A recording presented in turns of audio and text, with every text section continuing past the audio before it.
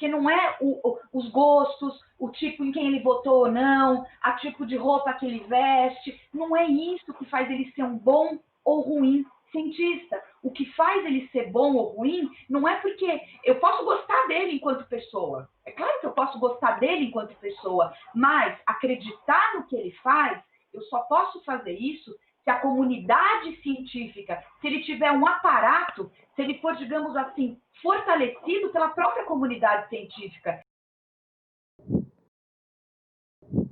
Olá, bem-vindos a todos e todas que estão assistindo a gente. Esse é o primeiro vídeo do canal Aurora. Aurora, que é um projeto de extensão da Universidade Federal do ABC, iniciativa de alunos, projeto de divulgação científica.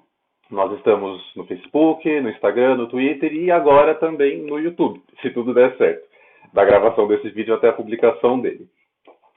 E esse é o primeiro vídeo, é um vídeo praticamente piloto, de uma série que a gente pretende fazer com professores da universidade para falar de ciência que é feita nas universidades e em especial na nossa, né? A proposta dessa série, desse quadro, que ainda não tem um nome, mas provavelmente vai ter até o lançamento desse vídeo, é não só apresentar professores e cientistas, no fim, brasileiros, mas também mostrar quais são os trabalhos que eles fazem e qual que é a relevância desses trabalhos para as pessoas, para a sociedade em geral, falar de ciência em quaisquer âmbitos, né? E, bom, hoje, nesse primeiro vídeo, nós temos uma convidada super especial. Ela é mestre e doutora em filosofia pela Universidade de São Paulo e mestre em química também pela USP. Atualmente é professora dos cursos de filosofia aqui na Universidade Federal do ABC, a professora Luciana Zateca. Bom dia, professora. Bom dia, Gabriel. Tudo bem? Tudo bem, e você? Também, tudo ótimo. Eu queria inicialmente agradecer muito a você, Gabriel Pocha, ao Lucas Orfei. Eu acho extremamente importante, instigante esse projeto de extensão Aurora que vocês estão tocando. E eu me sinto muito feliz de estar aqui hoje e poder compartilhar essa experiência com vocês. Muito obrigada. Imagina, a gente que agradece, professora. Conta um pouquinho pra gente da sua trajetória, então, né? Eu falei que você tem mestrado e doutorado em filosofia e mestrado em química também.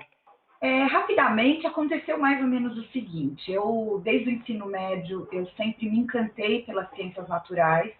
Dentre as ciências naturais, eu sempre quis me aproximar daquela que eu considero a mais dinâmica, aquela que dá conta do vir a ser, digamos assim, das coisas. E a química, para mim, sempre foi muito fascinante. Entrei na faculdade de química, mas aí, quando eu estava no segundo ano, meu pai faleceu. E aí entrou em cena algumas outras questões, eu diria, de cunho um pouco mais existencial. Então, eu não só comecei a questionar os tipos de reação, como as coisas funcionavam, mas eu quis começar a entender de onde vem o carbono, por exemplo. Por que o carbono tem esses 4 ganchos?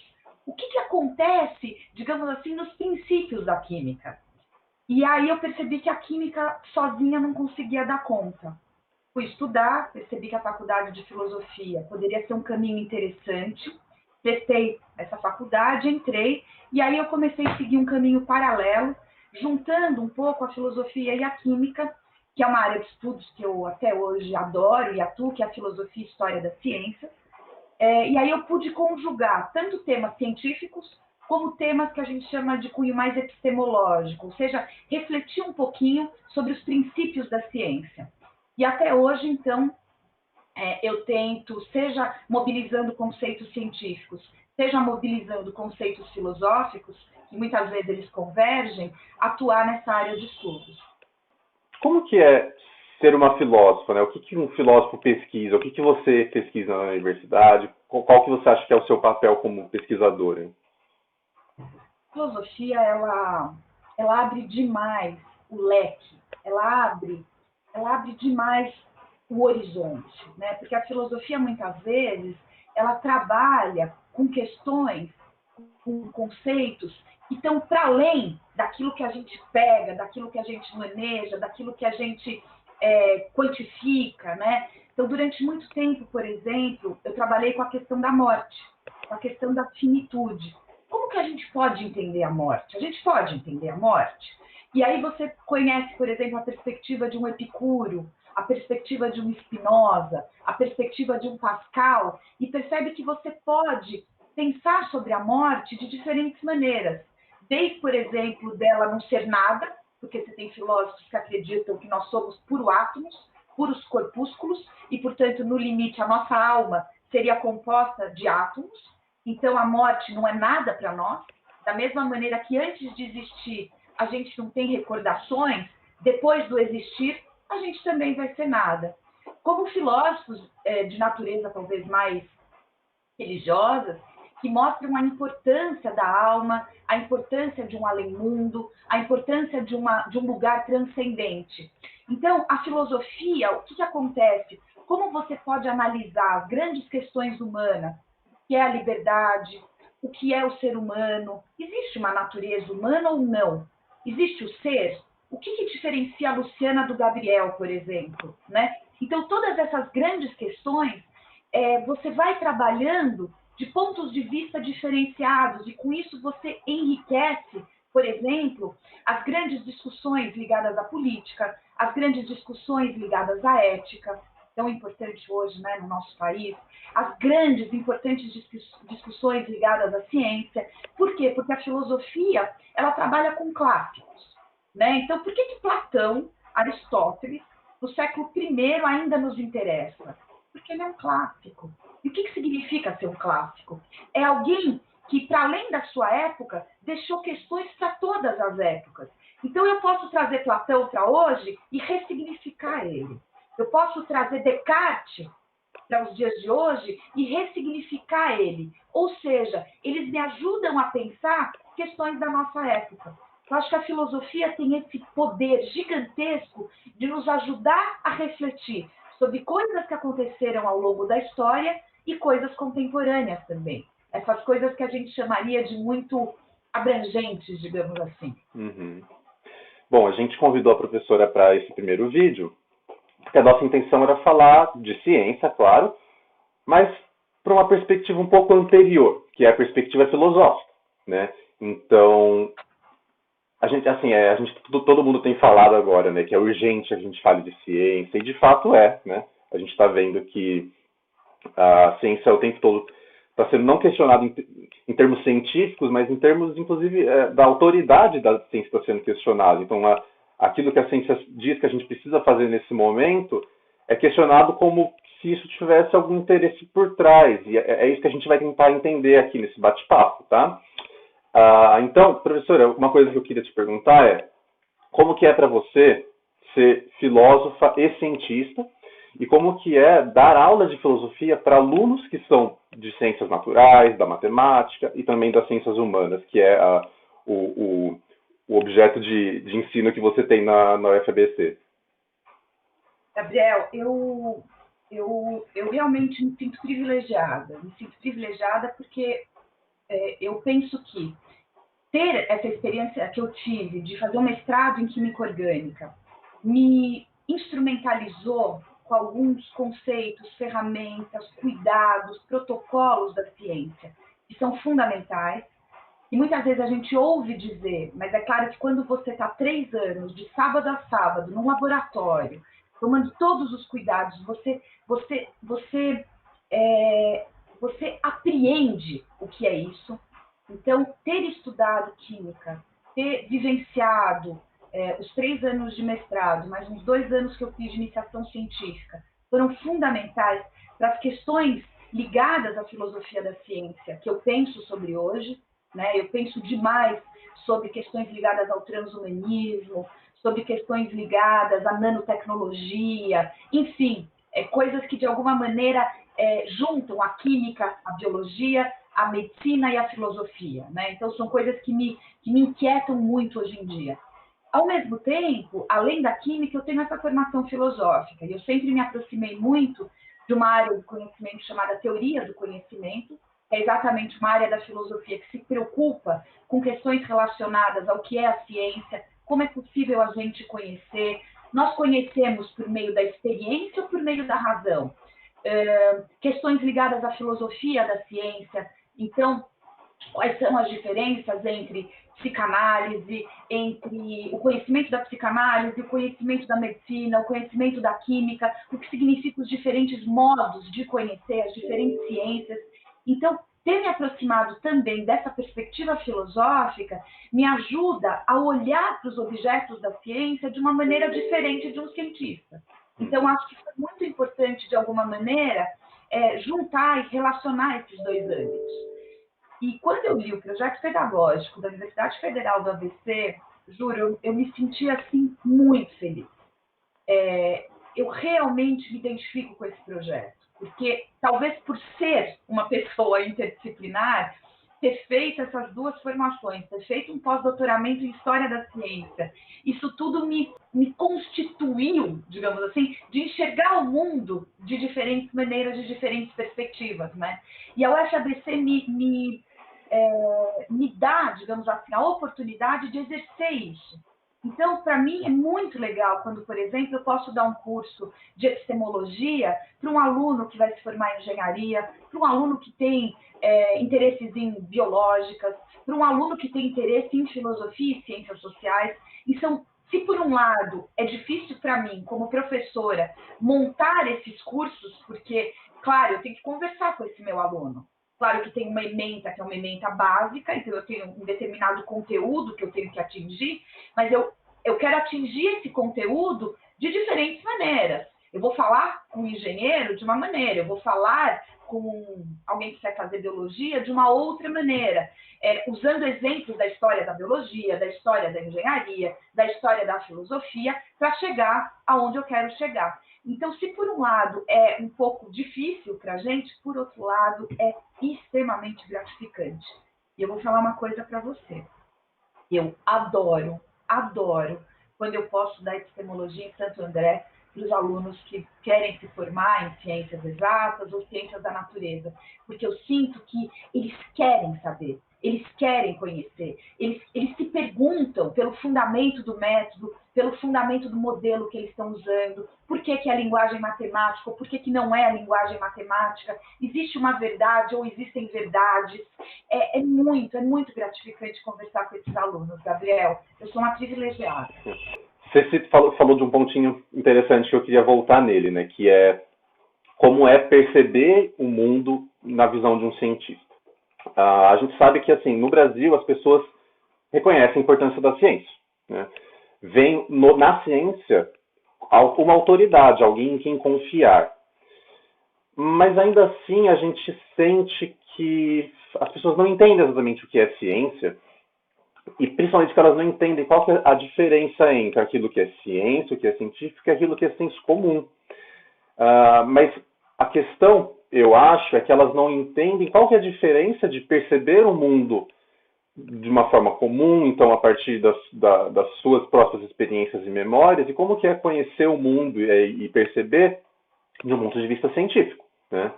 Acho que você toca, talvez, numa das questões que mais me inquietam hoje em dia, Gabriel. Né?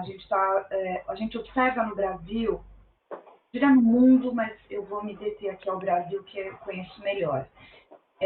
A gente sabe que a gente vive um movimento negacionista, né? Um movimento no qual recusa a utilização de vacinas, se nega a enxergar o aquecimento global, acredita que a Terra é plana, enfim, uma série de coisas que nos fazem questionar o que está acontecendo, né? Então você toca num ponto que para mim é muito caro e muito importante, seja como filósofa, seja como cientista, seja como brasileira, né? Como mãe de alguém, da Carolina, de uma filha de 13 anos, que tomou vacina a vida inteira e vai tomar todas as vacinas necessárias, porque é fundamental que ela tome, né? Mas o que acontece quando uma mãe e um pai opta por não dar vacina, por exemplo? O que está acontecendo, né? O que está mobilizando essas pessoas? Eu penso muito sobre isso. Eu penso o seguinte, Gabriel, o senso comum, né, é muito mais fácil, é muito mais tranquilo. Então, sei lá se a gente for para uma praia e a gente olhar para o horizonte, a gente vai perceber, a gente vai ter a percepção, digamos assim, que a Terra é plana. Se você ficar vivendo no teu mundo, né, nas nossas pequenas bolhas, a gente não tem a dimensão do aquecimento global. Tá certo? Por quê? Porque o senso comum, a maioria das pessoas, ela opera com o âmbito da sensação, com o âmbito da percepção. Então, vamos supor que eu convide vocês a olharem para o Sol, por exemplo. A gente vai ver o Sol de um determinado tamanho. E não tem problema você ver o Sol desse tamanho, porque a nossa percepção humana, o nosso corpo humano, ele foi estruturado para a gente ver o Sol desse tamanho. Mas o que acontece se a gente pegar isso que a gente está vendo e for fazer ciência da astronomia? A gente vai errar tudo. Por que a gente vai errar tudo? Porque a gente sabe, com aparelhos desenvolvidos, tá certo? Que o Sol não é do tamanho que a gente vê. O Sol é incomensuravelmente maior. Ele é de outro tamanho. Por quê? Porque os sentidos nos enganam, as percepções nos enganam. A gente não pode o tempo inteiro confiar naquilo que a gente acha, naquilo que a gente vê, naquilo que a gente percebe. Por quê? Porque a ciência, ela opera num outro registro, e é um registro difícil da gente entender. É esse registro que muitas vezes precisa de evidências, ou seja, a gente precisa observar uma vez, 2 vezes, 3 vezes, 10 vezes, tem que levar esses dados para o laboratório. Esses dados, eles não podem ficar só comigo, eles têm que ser compartilhados com alguém que está nos Estados Unidos, alguém que está no Japão, alguém que está na China, porque a ciência ela não é individual, a ciência é pública, a ciência tem que ser confirmada por pares. E isso que é gigantesco na ciência. Algo que eu fiz no meu laboratório em Santo André, na Universidade Federal, tem que ser replicável por alguém que está na Índia, por alguém que está na Columbia University, por alguém que está no México. Por quê? Porque a ciência é universal. A ciência tem que valer para todo mundo. Então, na hora que eu evidencio que a Terra não é plana, na hora que eu sei, na hora que eu evidencio, que eu faço testes, que a vacina é importante, porque ela não vai deixar de desenvolver determinadas doenças, não é algo que a Luciana acha, que o Gabriel pensa, ou que a Carolina teve um insight. É algo que durante anos, foi verificado por cientistas ao redor do mundo. Então, aqui eu penso, Gabriel, que tem 2 diferenças super importantes para a gente conversar com as pessoas. A primeira é que a ciência, ela se diferencia desse âmbito sensorial, perceptível, daquilo que eu acho, daquilo que eu penso, e, portanto, é algo que tem que ser evidenciado, comprovado, e aí a gente entra no segundo aspecto. Não só comprovado por 1, 2, 3 ou 4 pessoas, mas por milhares de pessoas, não só no Brasil, mas no mundo inteiro. Portanto, apesar de ser difícil, porque se distancia do nosso dia a dia, é algo extremamente precioso, porque é algo que vai ser compartilhado por milhares de pessoas ao redor do mundo. E esse é o fascínio da ciência. Uhum. E assim, como é que a gente então, o cientista, então, como é que ele faz esse distanciamento do senso comum para chegar numa teoria ou numa hipótese, né? Eu trouxe para vocês um exemplo, que é um exemplo que eu gosto muito, ele não é muito conhecido, eu até pus o óculos aqui para eu ter os anos certinhos para não falar nenhuma besteira, que é a transmissão da febre puerperal, que foi, digamos assim, descoberta pelo médico húngaro Iguaz Semmelweis, mais ou menos na segunda metade do século XIX. Esse episódio histórico, ele mostra de uma maneira bastante fácil, eu penso, o que eu estou tentando compartilhar com vocês. Na verdade, eu não sei se todos vocês sabem, mas o puerpério é o período, digamos assim, logo após o parto, né? Uhum. Quando a mãe ela dá à luz, ela entra nessa fase de puerpério, por isso que chama febre puerperal. Então, o que acontecia? O doutor que foi trabalhar num hospital em Viena, ele percebia, nesse hospital, que você tinha 2 grandes áreas, o que ele chamava de área 1 e área 2. Ele trabalhava na área 1. E ele percebia que as mulheres que davam à luz, muitas vezes os bebês que nasciam, morriam centenas, Gabriel. É uma coisa impressionante a morte dessas mulheres e crianças. No mesmo hospital, em 2 áreas diferentes, que esse médico trabalhava morria 4 vezes mais do que estava acontecendo na área 2, que era uma área relativamente próxima. E ele começou a se questionar, caramba, por que aqui, nessa ala 1, morre muita gente e na área 2 não? E na época, no começo, meio do século XIX, se acreditava que, por exemplo, o clima mesmo, poderia influenciar nessas mortes. O que ele fez? Olha só o que ele fez. Ele fez um mapeamento dos últimos anos, no inverno, no verão, na primavera, no outono, e percebeu que em todas as estações o mesmo número de mortes acontecia. Então, com isso, ele já derruba aquela percepção que as pessoas tinham que o clima poderia influenciar.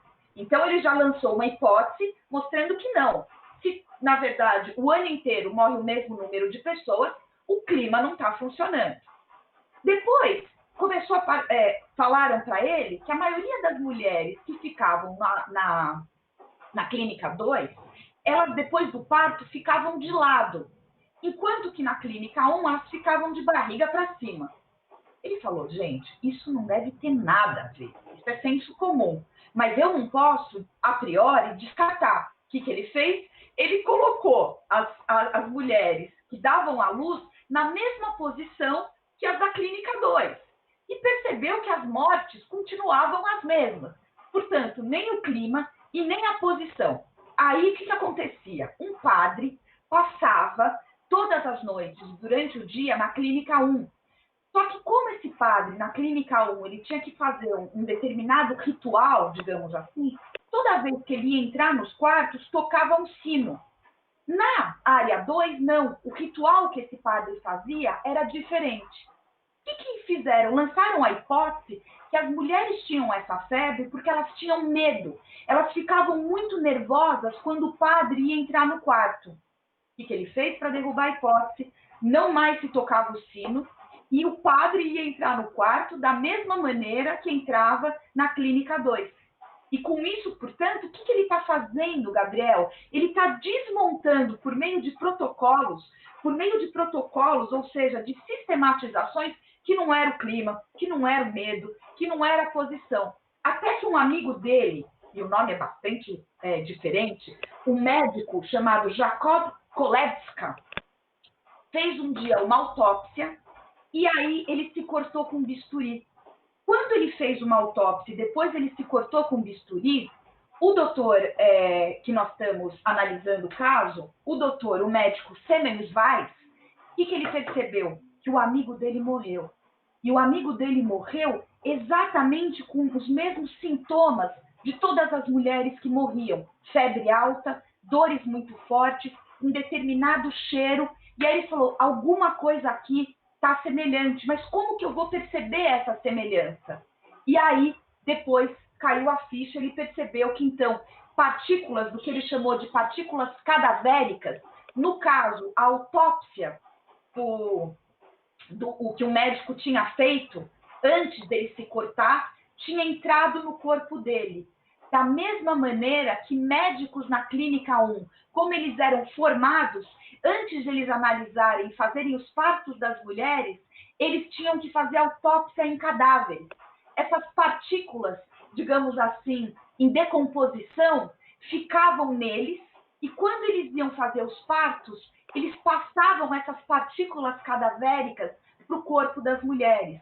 Veja que não sabíamos de micróbios, não sabíamos ainda nada de infecção, mas ele começou a perceber que algo do cadáver tinha passado para o amigo dele que tinha morrido e algo que os médicos faziam nas autópsias passavam para as mulheres que iam fazer o parto.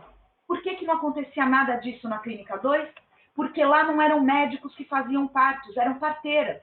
As parteiras não analisavam ninguém, elas não tinham cadáveres, não tinham autópsias para fazer. Com isso, ele fez um teste.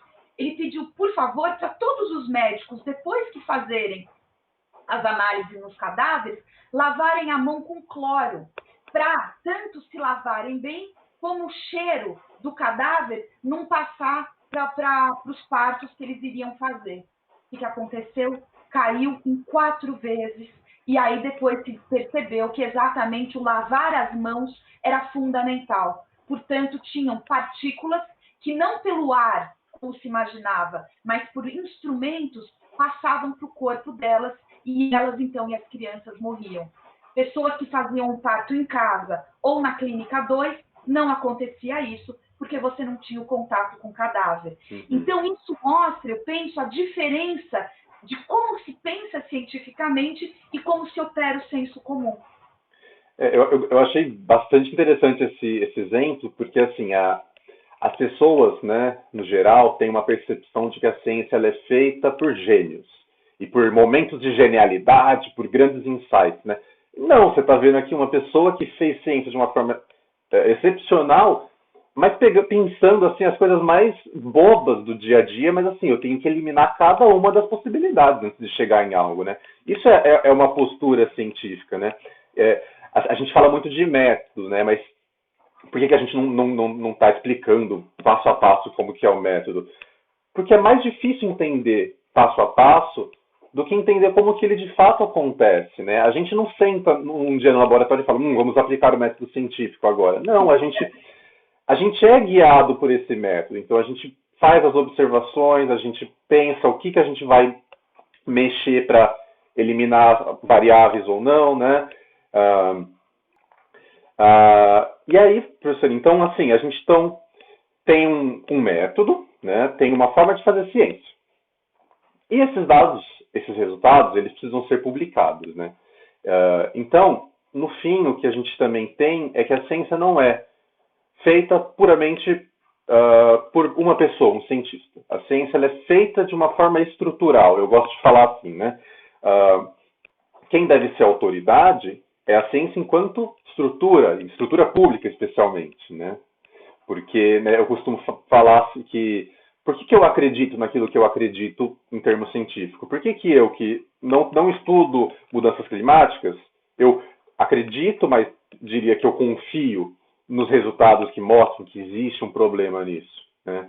Porque eu estou acreditando, eu estou colocando não a minha fé, mas a minha confiança numa estrutura, dados que vão ser verificados, que vão ser replicados, né?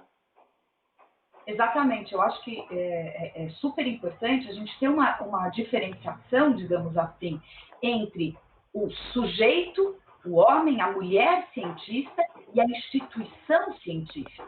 A instituição ciência, né? É a instituição que nos importa. A gente tem pessoas, e a gente viu no Brasil recentemente, que indicam determinados fármacos, determinados remédios, mas que muitas vezes, quando elas vão querer divulgar esses fármacos e esses remédios em determinados hospitais sérios, elas foram barradas. Então, não é porque eu sou cientista, eu sou uma mulher, eu sou um homem que... Não, você tem que passar pelo crivo da ciência. E isso não é algo abstrato, isso não é algo que está num outro plano, não. A ciência, como eu disse antes, ela se fortalece, ela se coaduna, digamos assim, porque você tem uma dinâmica entre pares. Quer dizer, é o meu colega, entre aspas, colega não no sentido de amigo, mas é a pessoa que trabalha com as coisas que eu trabalho que vai verificar e vai evidenciar se isso que eu estou desenvolvendo no meu laboratório é sério ou não. Quer dizer, não importa, por exemplo, os meus gostos privados. Não importa, por exemplo, quer dizer, se eu sou judia, se eu frequento o candomblé, se eu sou negra, se eu sou branca, se eu sou rica, se eu sou pobre, se eu gosto de abacaxi ou de melancia. Por quê? Porque tudo isso, e é engraçado, né? Podem achar engraçado, poxa, Luciana, você está colocando a melancia no mesmo registro do teu judaísmo? Não é isso. Eu estou querendo exemplificar que todos esses registros estão no âmbito privado. A minha fé, os meus gostos, as minhas preferências políticas ou éticas são privadas. Eu vou educar minha filha num determinado jeito, eu converso sobre isso com meu marido, mas o nosso país, ele é laico. É um país no qual, quando eu vou para o âmbito público, pouco importa o que eu gosto, o que eu não gosto, em quem eu votei, qual a minha religião. O que importa é que dentro do âmbito público, que é a ciência, eu tenho que seguir protocolos, eu tenho que seguir evidências, essas evidências têm que ser vistas e protocoladas também pelos meus pares, e é isso que vai dar a segurança que você disse que você tem, no qual a ciência ela é uma instituição segura, porque independentemente da gente ter pessoas mais sérias ou menos sérias, a instituição ciência é séria, porque ela é validada por inúmeras pessoas ao redor do mundo. Então, isso que se toca entre o privado e o público, o cientista pessoal e a ciência enquanto instituição, Gabriel, é fundamental para a gente entender essa questão entre o próprio procedimento científico e o senso comum. Você tem toda a razão. E acho que é por isso que então a gente precisa deslocar a autoridade não, do cientista para o trabalho do cientista, né? Porque é claro que quem eu sou influencia naquilo que eu faço, né? Então, influencia nas escolhas que eu vou tomar, influencia inclusive na área que eu vou pesquisar, né? E assim como no âmbito público, a gente depende do financiamento público. E é claro que assim, por mais que esse financiamento deva ser o mais democratizado possível, a gente sabe que não é, e que muitas vezes tem trabalhos que tenham mais interesse econômico para a indústria, que vão receber mais atenção e vão ter mais financiamento, né? Então é claro que questões econômicas, questões pessoais influenciam, mas no momento em que você escreve o seu artigo com os seus resultados, aquilo tem que ser imparcial, porque se não for, isso tem que ser em algum momento barrado, né, a imparcialidade. Né? A pessoa tem que falar, existe conflito de interesse aqui, existe, né, escolhas enviesadas. Exatamente. O que você está falando é o seguinte, olha, Luciana, ninguém é ingênuo aqui de achar que você tem uma neutralidade científica. Não. A ciência é guiada por questões econômicas, a ciência muitas vezes é dirigida agora, o coronavírus, por exemplo, está todo mundo mobilizado para tentar encontrar uma vacina. Você tem algo que está, digamos assim, propiciando essa aceleração maravilhosa, gigantesca que a gente está vendo. Então, é claro que você não tem uma ciência livre de valores, mas na hora que você está desenvolvendo o seu protocolo, na hora que você está desenvolvendo no laboratório, digamos assim, todos os passos do processo científico, a imparcialidade ela tem que ser regida. E se ela não for regida, é muito interessante, é a própria ciência que te barra. Porque na hora que você for publicar um artigo, ou como recentemente aconteceu, acho que foi com a vacina russa, que não tinha artigo nenhum sendo publicado, a própria comunidade científica falou, peraí, aqui tem alguma coisa errada. Então, a própria comunidade científica barra quando percebe que a imparcialidade não está sendo efetivada. Claro que num primeiro momento, e a gente sabe isso no nosso dia a dia, na nossa vida, é mais fácil a gente se aproximar daquilo que a gente acredita, daquilo que faz parte do nosso desenvolvimento, da nossa história. Então, eu votei em determinada pessoa e esse médico também votou em determinada pessoa e ele gosta das mesmas coisas que eu. Então eu vou confiar nele. Mas não é assim. Por quê? Porque não é os gostos, o tipo em quem ele votou ou não, a tipo de roupa que ele veste. Não é isso que faz ele ser um bom ou ruim cientista. O que faz ele ser bom ou ruim não é porque eu posso gostar dele enquanto pessoa. É claro que eu posso gostar dele enquanto pessoa, mas acreditar no que ele faz, eu só posso fazer isso se a comunidade científica, se ele tiver um aparato, se ele for, digamos assim, fortalecido pela própria comunidade científica. Se ele for uma pessoa que simplesmente fala um monte de coisas, que não tem pessoas que falam a mesma coisa que ele, se ele não publicou os textos dele, se ele opera somente com achismos e não dá dados, não dá fontes, não dá referências, a gente tem que desconfiar. Porque, como eu disse, é mais fácil a gente acreditar nas coisas que, de alguma maneira, a gente acha que são as nossas. O grande barato da ciência e da filosofia é você ter esse movimento de distanciamento, tentar enxergar a coisa um pouco como o médico fez. É claro que, num primeiro momento, é muito mais fácil para ele pôr o paciente de lado ou não de lado, achar que a primavera ou o verão vai interferir. O difícil foi, durante 3, 4 anos, ele ter lá todo dia, tentar observar tudo, ter o distanciamento frente a essas mulheres que estavam morrendo. É isso que a gente tem que convidar as pessoas a fazer. A pessoa não pode acreditar na pessoa. A pessoa tem que acreditar na ciência. E, para isso, ela tem que ir atrás das fontes, das evidências, dos pares e etc. E para isso também ela precisa ter educação científica, né, professor? Eu acho que questão extremamente sensível, né? Muito sensível, principalmente no nosso país, e acho que é por isso que a gente está aqui hoje, né, Gabriel? Exato. Falando um Assim. pouco desse campo que tanto nos maravilha, Uhum. né? Então, acho que divulgar isso, dar esses toques do que é importante você perceber quando alguém fala, é alguém que está isolado, está falando uma coisa muito diferente de todo mundo, não tem comprovação, enfim, vai atrás. Uhum. Se tem alguma coisa errada, porque a ciência ela é muito séria. Bom, uma outra coisa que a gente pode falar também é uma coisa que eu ouvi bastante também nesses meses aí falando sobre ciência, né? Porque como a gente está assim numa situação que ela é muito urgente, então as informações são sempre muito novas, né? Então, de fato, é muito difícil você escolher, entre aspas, em que confiar, né? E aí, quando eu falava para as pessoas, por exemplo, bom, mas isso não tem dados científicos sobre isso, não tem um artigo, não tem uma comprovação. Eu ouvia que eu tratava a ciência como um dogmatismo, né? Então o professor falava, não, mas aí você está sendo dogmático, se não é científico, então não tem validade. E eu acho que assim, essa percepção, eu tenho a impressão que também é resultado desse esforço que a gente faz de definir e demarcar o que é ciência e o que não é. Mas por que isso é importante, né?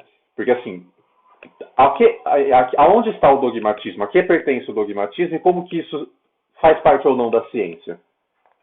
Nossa, se tem uma coisa que a ciência não é dogmática. A ciência não é dogmática. Se a gente olhar, convidar as pessoas a olharem, a história da ciência é riquíssima, a história da química, da biologia, da física, da medicina, a gente vai perceber como a história muda, como a ciência, perdão, ela muda. Ao contrário daquilo que é, o que é aquilo que é dogmático? Um dogma. Um dogma, pelo próprio vocábulo, a gente percebe, é algo que não muda nunca. Que acredita naqueles preceitos, naqueles dogmas, naquelas regras, e que isso não muda nunca na antiguidade, no medievo, na contemporaneidade. A religião é dogmática, a teologia é dogmática. Por quê? Porque ela trabalha com verdades atemporais. Essas verdades valem para sempre. É por isso que a gente não conhece a religião. A gente acredita. Está no domínio da crença. E tudo bem.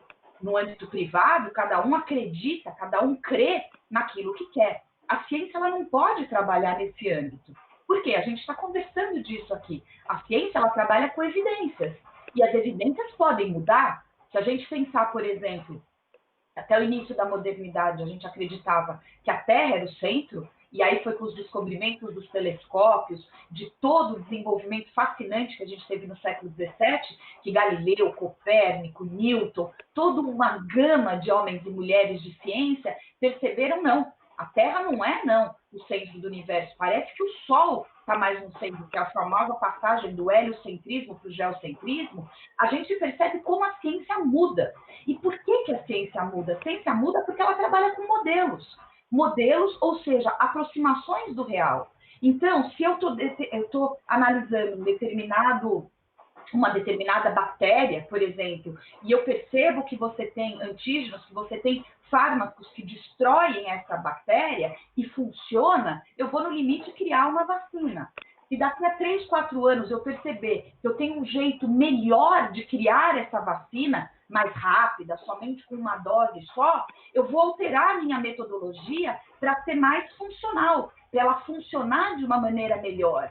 Isso significa que a ciência muda sim, mas e exatamente por ela mudar, por ela se aprimorar, alguém que está, por exemplo, sei lá, eu na África, desenvolveu alguma coisa que nós aqui no Brasil nunca tínhamos pensado, nós vamos estudar esses artigos, nós vamos desenvolver esses protocolos aqui e a gente pode melhorar a nossa ciência também, ótimo. Por quê? Porque, como a gente está falando, ela é fortalecida por novas descobertas, ela é fortalecida pelos vários olhares da comunidade científica. Então, se tem alguma coisa que a história da ciência nos mostra, é manifesto, é que ela não é dogmática. E o fato dela não ser dogmática é o grande enriquecedor dela. Porque da mesma maneira que o tempo inteiro a gente caminha para maiores desenvolvimentos, para se aproximar melhor das coisas, a ciência também. É por isso que hoje a gente tem um aumento crescente na taxa de longevidade das pessoas, a taxa de natalidade caiu, o analfabetismo, caiu. Hoje a gente tem pessoas com uma qualidade de vida melhor. Por quê? Porque a ciência ela está se desenvolvendo também. A ciência ela está nos ajudando a operar no âmbito da natureza de uma maneira melhor. Isso é bárbaro. É bárbaro porque ela muda, porque ela se apriora, porque ela se aprimora, porque ela se desenvolve. E isso mostra o quê? Que ela é o contraponto do dogmatismo que não muda nunca.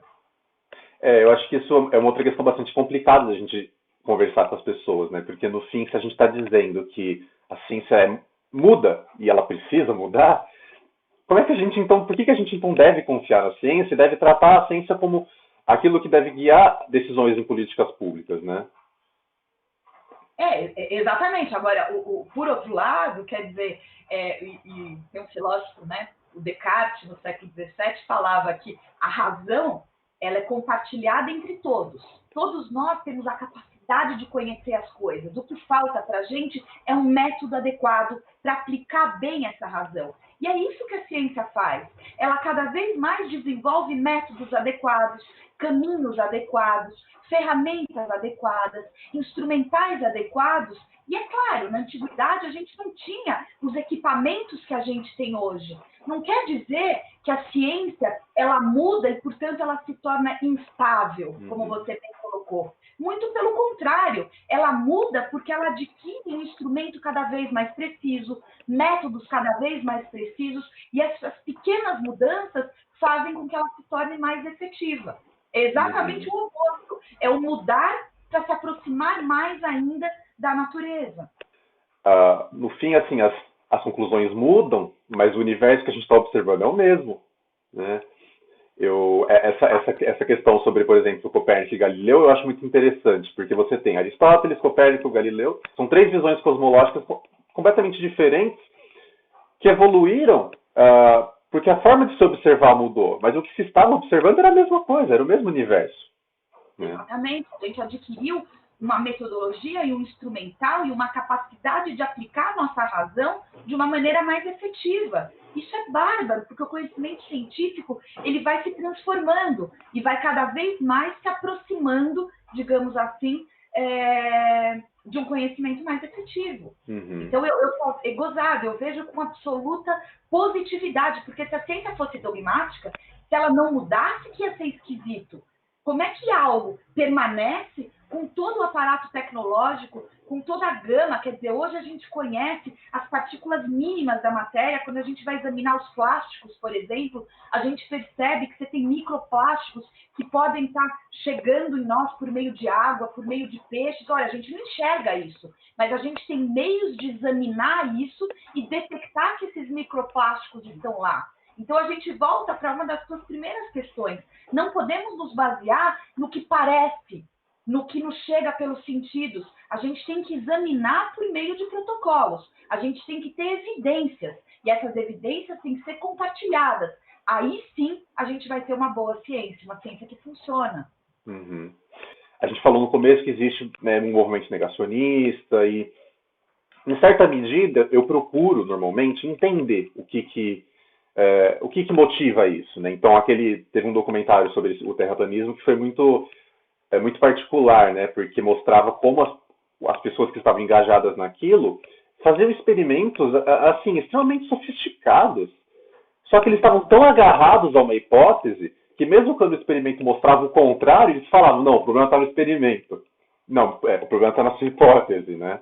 Você não quer abrir mão dela, porque você quer provar ela a todo custo, né? E assim, a gente, na educação, né, eu falo isso também pela própria educação que eu tive, educação básica, muitas vezes o conhecimento científico é trazido para nós como se fossem verdades absolutas, né? E então, assim, a gente fala para as crianças, a Terra é redonda. A gente não explica para elas por que é redonda, ou por que a gente sabe que é redonda, a gente não explica, né? E esse foi o papel que a filosofia teve, pelo menos para mim, e eu espero que tenha também para as outras pessoas. Entender o que fez chegar nessa conclusão. Porque, de fato, não seria possível a gente provar cada uma das coisas que a gente ensina para as crianças. Provar que a Terra é redonda, provar cada uma das coisas da biologia, né? Mas assim, então é claro que as pessoas devem questionar, mas como questionar? O que é? Até onde se questiona? De que forma se questiona? E aí eu acho que entra a importância, né, Gabriel, não sei se você concorda comigo, das humanidades. Porque é por meio da história das ciências, da filosofia das ciências, da sociologia das ciências, que você vai poder problematizar e compreender como que isso aconteceu ao longo da história. Então, assim, no limite não é só você apertar o botão do elevador e ver que ele sobe, é entender o funcionamento desse, né? Eu estou usando aqui uma analogia, o processo de como esse elevador sobe. Existiu um desenvolvimento dos materiais, dos metais, dos plásticos, da eletricidade. Você tem toda uma gama conceitual riquíssima que foi desenvolvida até você simplesmente apertar o botão do elevador e ele subir. E é exatamente as reflexões filosóficas, históricas, sociológicas, ligadas ao conhecimento científico, que fazem a gente entender a necessidade de ter um elevador, as questões ligadas à história da física, à história dos materiais e assim por diante. Então, acho que então ter uma perspectiva, digamos assim, completa, genuína do processo científico, não é só a própria ciência que te dá, mas é uma reflexão sobre a ciência. E aí, sem sombra de dúvida, o papel das humanidades é super importante. Com certeza. Bom, professor, acho que é isso. Acho que conversamos sobre tudo que a gente queria, né? Quer fazer alguma consideração a mais? Não, eu queria só mais uma vez assim enfatizar a importância desse tipo de projeto, a importância de vocês conversarem com pessoas que possam compartilhar o lugar da ciência, o lugar que a ciência tem que ocupar, o lugar do pensamento crítico, o lugar da gente poder discutir a importância de todas as esferas do humano. Então, as artes são importantes, a política é importante, a ética é importante, a ciência é importante, mas cada uma delas tem um lugar. E o lugar da ciência hoje também é fundamental. O seu rigor é fundamental, acreditar na ciência é fundamental, porque não é, como eu disse, uma questão de crença, é uma questão de conhecimento. E o conhecimento você não precisa acreditar, é só você usar a razão, usar uma metodologia, estudar, ler, ir atrás, que você consegue entender as coisas. Como diz o grande Descartes, todos nós temos essa grande capacidade de raciocinar. Muito bem. Professora, você tem algum contato, alguma coisa para deixar para as pessoas que de repente quiserem te procurar para conhecer seu trabalho, para de repente fazer um mestrado, um doutorado em filosofia? Quem quiser, eu tenho um site que é o www.lucianazaterca.com.br. Bom, é isso. Então, muito obrigado a você, professora, pela presença, por ter aceitado o convite, por ter, né, a gente foi muito tranquilo, foi muito legal a conversa. Obrigado a todo mundo que estiver assistindo. A gente está nas redes sociais como Aurora UFABC, em todas elas. Acompanhe, siga a gente, e até porque junto desse vídeo a gente deve publicar pelo menos uns 3 textos falando sobre método científico um pouco mais aprofundadamente, né? Então, contemplando coisas que a gente não contemplou nesse vídeo, certo? Então é isso.